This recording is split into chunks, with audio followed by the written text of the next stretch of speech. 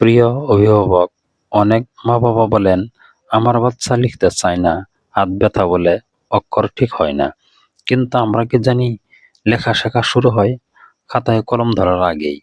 আজকের ভিডিওতে আমরা জানব, লেখা শেখানোর আগে শিশুকে যে 7টি জরুরি প্রস্তুতি করাতে হয়, যেগুলো না জানলে শিশুর লেখা কষ্টকর হয়ে যায়।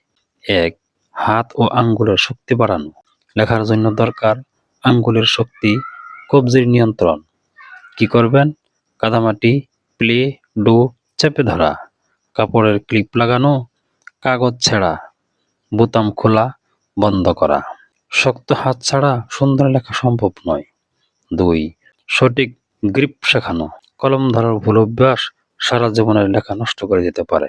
শেখান 3 আঙ্গুলে কলম ধরা, অতিরিক্ত চাপ না দেওয়া, মোটা পেন্সিল ব্যবহার। জোর করে কলম ধরাবেন না। 3. চোখ হাতের সমন্বয়। শিশু যা দেখে হাত যেন তা অনুসরণ করতে পারে। অনুশীলন, বল ধরার খেলা, লাইন বরাবর রং করা, ডট জোড়া, এতে অক্ষর সোজা হয়। 4. দাগ টানা ও আকার চেনা। লেখার আগে শিশুকে দাগ চিনতে হবে, আকার বুঝতে হবে। শেখান সোজা লাইন, বাঁকা লাইন, গোল, ত্রিভুজ, চতুর্ভুজ, এগুলি অক্ষরের ভিত্তি। 5. বসার ভঙ্গি ও খাতা ধরার নিয়ম। ভুল ভঙ্গিতে বসলে হাত ব্যথা হয়, মনোযোগ কমে। সঠিক ভঙ্গি, পা মেঝেতে, পিঠ সোজা, খাতা সামান্য বাঁকা। আরাম থাকলে শেখা দ্রুত হয়। 6. ধৈর্য ও মানসিক প্রস্তুতি।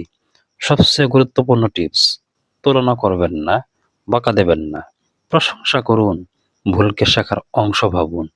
ভয় পেলে শিশু লিখতে চাইবে না। 7. খেলার মাধ্যমে লেখা প্রস্তুতি। লেখাকে খেলায় পরিণত করুন। উদাহরণ, বালিতে আঙ্গুল দিয়ে লেখা, রং দিয়ে দাগ টানা, আকাশে অক্ষর আঁকা। খেলার মধ্যেই শেখা সবচেয়ে কার্যকর।